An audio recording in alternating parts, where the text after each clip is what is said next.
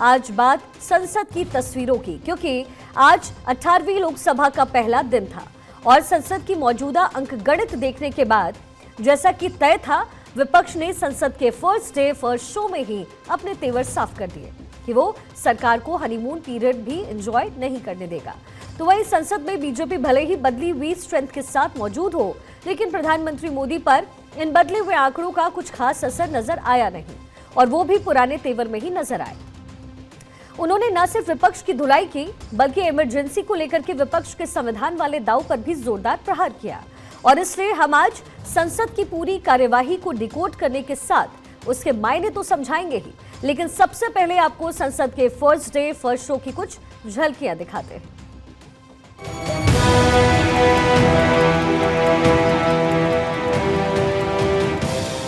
संसदीय लोकतंत्र में आज का दिवस गौरवमय है। आजादी के बाद पहली बार हमारी अपनी नई संसद में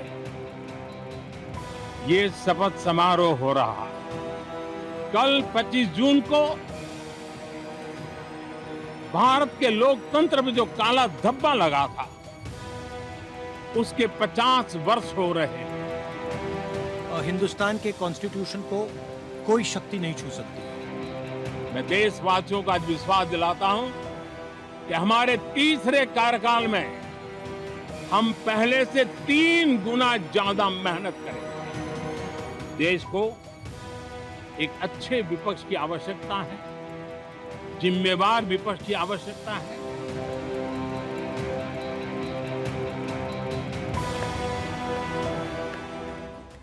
आज 18वीं लोकसभा के पहले सत्र का पहला दिन था और ये दिन इसलिए भी खास था क्योंकि हमें हमारा संविधान मिलने के बाद पहली बार आजाद भारत के सांसदों ने भारत की अपनी बनाई संसद में शपथ ली और उन्हें शपथ दिलाई प्रोटेम स्पीकर बने बीजेपी के भर्तृहरि मेहताब ने।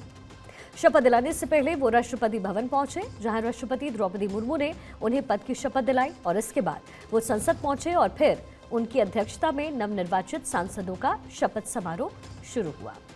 भर्तृहरि मेहताब उड़ीसा के कटक से सांसद हैं और इस सीट से वो लगातार 7 बार जीतकर संसद पहुंचे हैं। हालांकि ये अलग बात है कि बीते 6 चुनाव उन्होंने कांग्रेस के टिकट पर जीते, लेकिन इस बार वो बीजेपी के टिकट पर लड़े और जीतकर संसद पहुंचे और शायद इसलिए उनको प्रोटेम स्पीकर बनाया जाना कांग्रेस को अखर गया। कांग्रेस ने प्रोटेम स्पीकर के रूप में उनके आसन में पहुंचते ही हंगामा शुरू कर दिया। दरअसल कांग्रेस की दलील है कि परंपरा के तौर पर सदन के सबसे सीनियर सांसद को प्रोटेम स्पीकर चुना जाना चाहिए। ऐसे में कांग्रेस के सुरेश के सबसे सीनियर सांसद हैं, जो कि 8 बार लोकसभा चुनाव जीत चुके हैं, लेकिन सरकार ने उनकी जगह 7 बार चुनाव जीतने वाले भर्तृहरि मेहताब को सांसद बना दिया, माफ कीजिएगा प्रोटेम स्पीकर बना दिया। कांग्रेस ने इसे नियम का उल्लंघन बताया और इसलिए जब प्रोटेम स्पीकर भर्तृहरि मेहताब ने अपनी सहायता के लिए बनाए गए पैनल के सदस्यों को शपथ दिलानी शुरू की, तो पैनल में शामिल विपक्षी सांसदों ने शपथ ही नहीं ली। दरअसल संसदीय परंपरा के तहत राष्ट्रपति ने प्रोटेम स्पीकर की हेल्प के लिए एक 5 सदस्यीय पैनल बनाया। इसमें बीजेपी की तरफ से राधा मोहन सिंह और फग्गन सिंह कुलस्ते शामिल रहे, तो वहीं कांग्रेस के सीनियर सांसद के सुरेश, डीएमके के केटी बालू और टीएमसी सांसद सुदीप बंदोपाध्याय को भी इसमें रखा गया। एक तरफ जहां राधा मोहन सिंह और फग्गन सिंह कुलस्ते ने शपथ ले ली, तो वहीं पैनल में शामिल विपक्ष के तीनों सांसदों ने शपथ नहीं ली। इस दौरान सबसे पहले प्रधानमंत्री मोदी ने लोकसभा सदस्य के रूप में शपथ ली, फिर उनके बाद काउंसिल ऑफ मिनिस्टर्स के बाकी लोकसभा सांसदों ने शपथ ली। सीनियरिटी के क्रम में पहले प्रधानमंत्री मोदी ने शपथ ली, फिर उनके बाद रक्षा मंत्री राजनाथ सिंह, गृह मंत्री Amit Shah, road and transport minister Nitin Gadkari और फिर कृषि मंत्री शिवराज सिंह चौहान ने भी सांसद पद की शपथ ली। तो आज 18वीं लोकसभा के इस सत्र की शुरुआत कुछ इस तरीके से हुई। तस्वीरें हम आपको लगातार दिखा रहे हैं। भर्तृहरि मेहताब को प्रोटेम स्पीकर चुना गया और उनके द्वारा ही तमाम सांसदों को उनके पद की शपथ दिलाई गई। और जो बेहद दिलचस्प तस्वीर है वो भी आपको दिखाएंगे, लेकिन उससे पहले ये तस्वीर अपने आप में अहम, क्योंकि प्रधानमंत्री मोदी का ये तीसरा कार्यकाल और तीसरे कार्यकाल की शुरुआत में जो संसद का सत्र शुरू हुआ उससे कुछ चौंकाने वाली तस्वीरें भी सामने आई, तो कुछ ऐसी तस्वीर सामने आई जो भारत की रूपरेखा को पूरी तरीके से अंकित करता है। प्रधानमंत्री मोदी शपथ लेने के लिए पहुंचे। जब प्रधानमंत्री मोदी शपथ लेने के लिए अपनी सीट से उठे और आसन की तरफ बढ़े तो विपक्ष में मौजूद कांग्रेस और समाजवादी पार्टी के सांसदों ने उन्हें देखते हुए और दिखाते हुए संविधान की प्रतियां लहरानी शुरू कर दी। हालांकि प्रधानमंत्री मोदी ने उन्हें नजरअंदाज करते हुए न सिर्फ शपथ ली बल्कि शपथ के बाद उनका अभिवादन भी किया और इस दौरान प्रधानमंत्री मोदी ने राहुल गांधी की तरफ हाथ जोड़कर उनका अभिवादन किया। जवाब में राहुल गांधी ने भी हाथ जोड़े। तो ये बेहद इम्पॉर्टेंट तस्वीर है क्योंकि एक तरफ विपक्षी पार्टियां विरोध करती नजर आई और जैसे ही संसद का सत्र शुरू हुआ सबसे पहले प्रोटेम स्पीकर को लेकर के जोरदार हंगामा और उसके बाद सीधा एनईटी एग्जाम में धांधली को लेकर के सरकार को घेरती हुई विपक्षी पार्टियां नजर आई। लेकिन ये जो तस्वीर आप देख रहे हैं वो बेहद दिलचस्प है क्योंकि पहले प्रधानमंत्री मोदी का विरोध किया गया लेकिन प्रधानमंत्री मोदी ने विनम्रता से हाथ जोड़ करके राहुल गांधी का अभिवादन किया और राहुल गांधी ने भी बदले में उनका अभिवादन किया। और इसी दौरान जब शिक्षा मंत्री धर्मेंद्र प्रधान को शपथ के लिए बुलाया गया तो विपक्ष ने नीट परीक्षा को लेकर नारेबाजी शुरू कर दी। विपक्ष नीट पेपर धांधली में उनके इस्तीफे की भी मांग कर चुका है। हालांकि उन्होंने शपथ ली और विपक्ष का अभिवादन कर आगे निकल गए। वहीं सत्र शुरू होने से पहले प्रधानमंत्री नरेंद्र मोदी ने मीडिया को संबोधित किया और कहा कि उनकी सरकार अपने तीसरे कार्यकाल में 3 गुना ज्यादा काम करेगी। यही नहीं, उन्होंने विपक्ष को भी नसीहत दी कि देश को एक जिम्मेदार विपक्ष की जरूरत है। यही नहीं, इस दौरान उन्होंने कांग्रेस को भी जमकर घेरा और इंदिरा गांधी की सरकार में आपातकाल लगाए जाने का जिक्र किया। उन्होंने क्या कुछ कहा ये भी आपको सुनवाएंगे, लेकिन उससे पहले ये तस्वीर और पीएम ने क्या कहा आपको सुनवाते हैं। मैं देशवासियों को आज विश्वास दिलाता हूं कि हमारे तीसरे कार्यकाल में हम पहले से 3 गुना ज्यादा मेहनत करेंगे। हम परिणामों को भी 3 गुना ला करके रहेंगे और इस संकल्प के साथ हम इस नए कार्यभार को लेकर के आगे चल रहे हैं।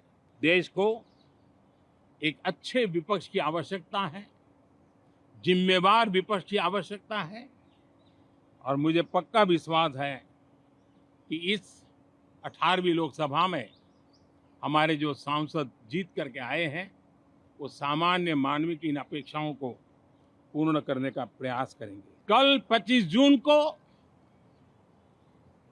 भारत के लोकतंत्र में जो काला धब्बा लगा था उसके 50 वर्ष हो रहे हैं। संविधान के लीरे लीरा उड़ा दिए गए थे,